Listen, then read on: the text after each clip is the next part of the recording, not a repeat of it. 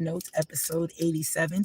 Tonight, I'm stepping away from international war news to talking about something happening right here at home. And I say tonight because I know that I have a lot of people from around the world. So tonight, this morning, but as far as Eastern Standard Time is concerned, it is 7:37 a.m. Eastern Standard Time.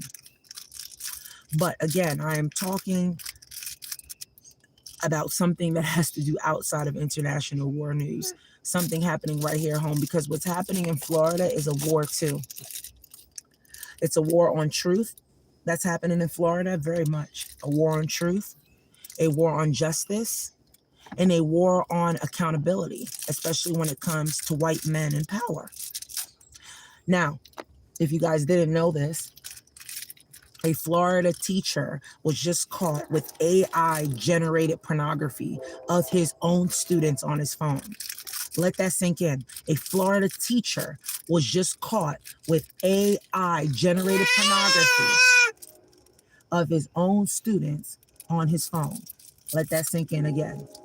And while they scramble to sweep it under the rug, they still got the nerve to say that immigrants are the real criminals. Not on my watch, so let's talk about it. Here's what's happened. A white male teacher in Florida was caught with explicit AI-generated images of his students. His own students, okay? His own students, yes, his own students, minors, children. And he used artificial intelligence to sexualize them and create digital pornography. He created digital pornography with his students' faces. Now, let me ask you something. Where is the media outrage on that? Where are the press conferences? Where are the cries about protecting our children? Where are the deportation buses for him? Where are they at? Hold on, wait, maybe y'all didn't hear that. A white male teacher in Florida was just caught with explicit AI-generated images of his own students. It didn't matter if it was somebody else's students or not, but his own students, okay?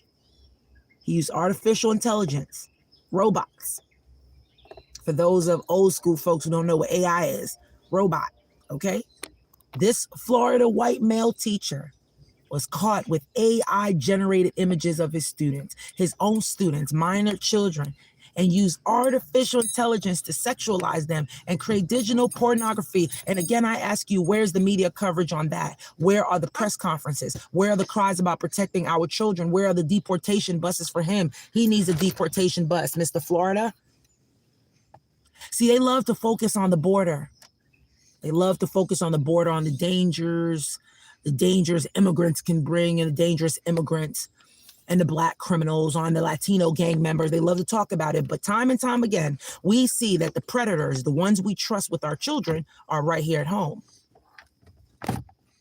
So let's be clear. If this was a black man, right, it would be breaking news. Wouldn't it be? Wouldn't it be breaking news? It would be breaking news. If this was an immigrant, they will be on a plane already with no trial, no questions asked. But a white man, white men, they get headlines like Florida teacher faces allegations, not Florida man commits sex crime. But he committed a sex crime just, I believe, yesterday, day before yesterday. When you're producing AI sex images of your students, that is a sex crime, isn't it? That's clearly a sex crime. Clearly. Let's make no mistakes about it. They get mugshots taken days later, if at all. They get mental health evaluations. They get a second chance, don't they? Meanwhile, the black man gets 25 years. The immigrant gets deported, and the whole community gets blamed. So here's my point. Crime has no color. Evilness has no passport. And corruption lives at every level. We cannot keep allowing this system to paint one group as dangerous while covering up the real monsters hiding in plain sight. A lot of them are hiding in plain sight, in classrooms, in churches, in politics, in the same places they told us to trust, didn't they?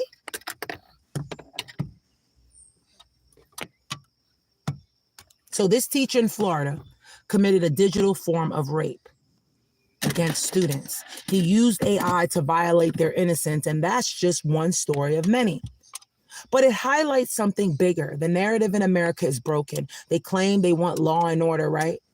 But what they really want is control over who gets punished and who gets protected.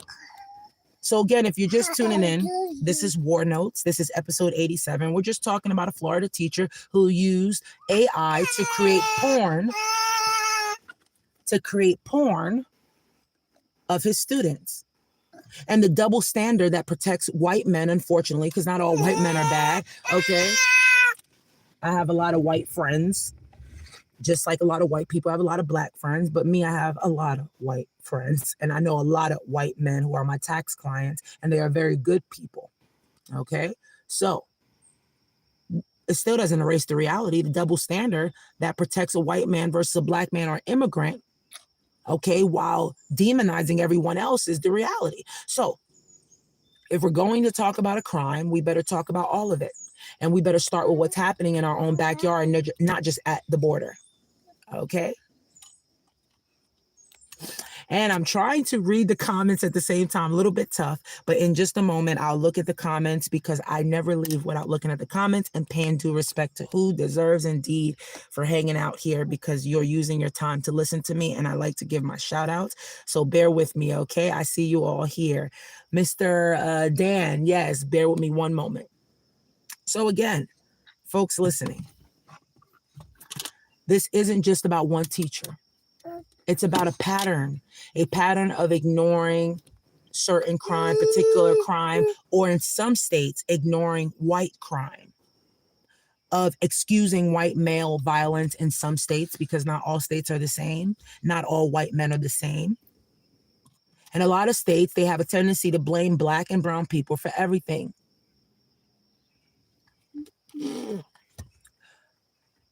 Okay, see, that sums it up. When I see a lot of the thing together, I'm not sure. Hey, hello, Best and Dan, give me 1 second. I'm about to go through that real quick. And of course, I got crying baby in the background, but you guys know I got crying baby. So yeah, it's a pattern, and they ignore the white male violence, right? Like as if it doesn't exist. And then they blame black and brown people for everything, don't they? And then they use it as an excuse to deport, detain, and destroy lives. So no, we will not let them keep using immigration or race or crime statistics to justify cruelty. Because if we are serious about justice, then justice needs to be colorblind. And if there's a real threat to children in this country, it's not coming from across the border. It's coming from inside the system. Okay? Remember that. Now, everyone listening, this has been War Notes, again, episode 87. Please stay alert, stay sharp, and don't believe the hype. We see the truth, and we are speaking it. Now, folks in the room, okay, I'm going to go through and read the comments real quick here. All right. Okay, good thing he was caught in Florida. We would charge him. New York and Chicago will let him out. Well, you have a good point there, too. You have a good point there to a certain extent. All right. The white guy's probably about to get 50 years and you crying about it. Oh no, I ain't crying about it, honey. Just bringing it to light. Some people don't hear about it. Just bringing it to light. Definitely not crying about it. And I think him getting 50 years in somebody's jail cell and getting breakfast and lunch and dinner every single day for a crime he committed, I think that's nothing compared to folks being thrown into a room full of a whole bunch of other people, like the Jews were thrown into those concentration camps and then died while they're in there trying to survive, and half of them are not criminals. So I think that's even worse for the immigrants. So honey, I ain't crying, honey. But we just conversating. Everybody's entitled to their opinion. It's wonderful.